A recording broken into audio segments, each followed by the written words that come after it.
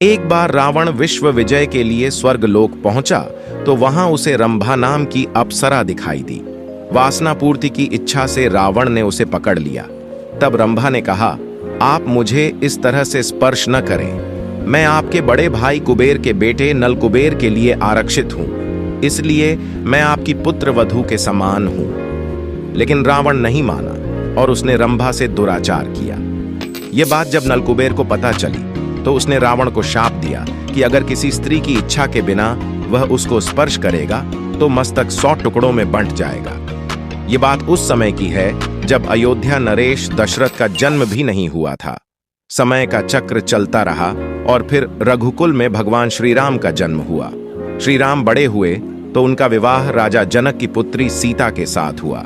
सीता का विवाह स्वयंवर के जरिए हुआ, जहां श्री राम और रावण भी मौजूद थे। रावण भी सीता के साथ विवाह करने का इच्छुक था, लेकिन उसकी ये मंशा पूरी न हो सकी। सीता श्री राम की अर्धांगिनी बनी। कुछ समय तक वह अयोध्या में रही, लेकिन विधि के विधान अनुसार उन्हें श्री राम के साथ वनवास में जाना पड़ा, जहां एक दिन रावण ने साधु के रूप में आकर सीता जी का अपहरण कर लिया और उन्हें लंका ले गया। रावण ने जब सीता माता को कैद करके अशोक वाटिका में रखा तो उस अशोक वाटिका में एक राक्षसी माता सीता की रक्षा के लिए रखी गई। उस राक्षसी का नाम था त्रिजटा। त्रिजटा माता सीता की मदद करती और उनसे प्रेम से बात करती थी।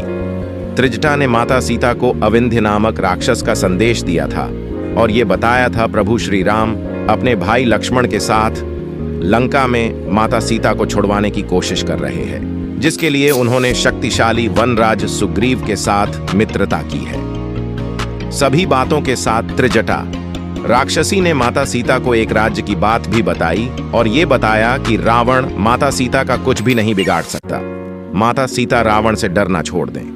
रावण कभी भी माता सीता को छू भी नहीं सकता, क्योंकि रावण जानता था कि किसी भी स्त्री को उसकी मर्जी के बिना गलत नियत से स्पर्श किया या फिर किसी स्त्री को उसकी मर्जी के बिना अपने महल में रखा तो उसके मस्तक के 100 टुकड़े हो जाएंगे।